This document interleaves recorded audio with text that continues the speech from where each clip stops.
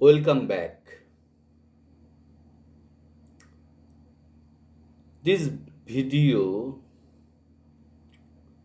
will show you how to insert, edit, and delete multiple data at a time.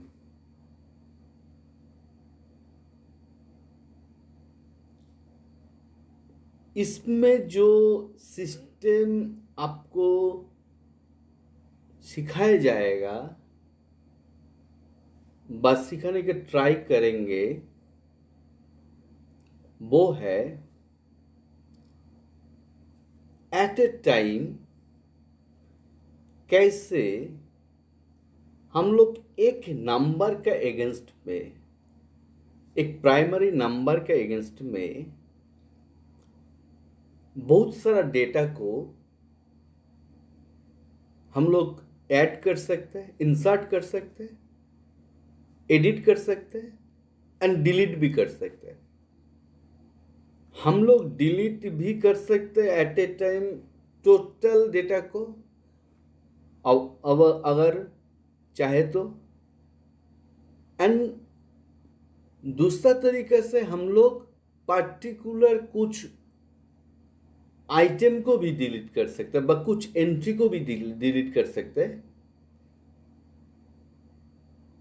इस system के through. जैसे code दिया है, नाम दिया है, नरेशन और रिमार्क जो भी है दिया है, तो देने के बाद उसको एक एंट्री हम लोग ऐड करेंगे, ऐड कर रहे हैं।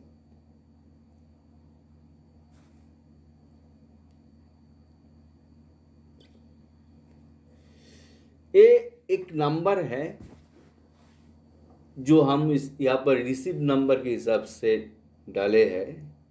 उस रिसीव नंबर के अगेंस्ट में हम लोग क्या कर रहे हैं, हम उस रिसीव नंबर के अगेंस्ट में काफ़ी सारा एंट्री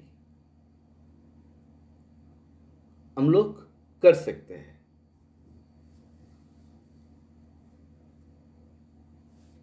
एक के बाद एक रो हम लोग क्रिएट कर सकते हैं बाय क्लिक ऐड बटन।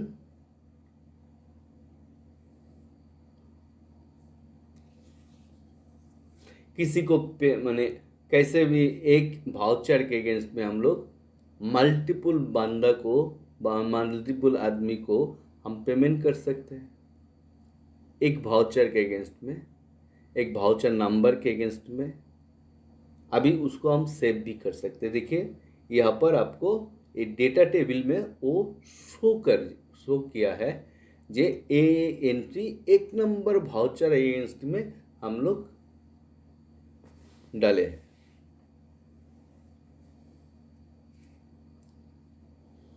अभी इसमें मॉडिफाई भी कर सकता है, इंसर्ट भी कर सकता है। एडिट के टाइम रो इंसर्ट कर सकते हैं। रो इंसर्ट करके हम लोग उस रो में दूसरा कोई वाउचर, जो वाउचर छूट गया है, जिसको हमको एंट्री करना था इसी नंबर के अगेंस्ट में, उस नंबर के अगेंस्ट में हम लोग दूसरा वाउचर भी डाल सकते हैं।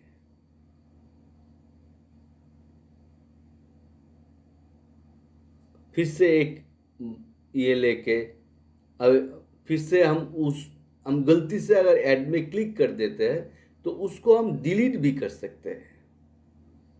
एंड डिलीट करने के बाद मेरा जो डेटा है वो डेटा इस तरीके से आ जाएगा। आप देख रहे हो जो एक साथ में मैं काफ़ी सारा रो को इंसर्ट करके उसी में हम लोग डेटा इंसर्ट कर सकते हैं। अगर हम चाहे तो उस एक वाउचर में 10 एंट्री हम लोग कर सकते हैं। एक वाउचर के अगेंस्ट में अगर 10 एंट्री का 1000 एंट्री भी कर सकते हैं। ठीक है ना, 1000 एंट्री भी कर सकते हैं एक वाउचर के अगेंस्ट में।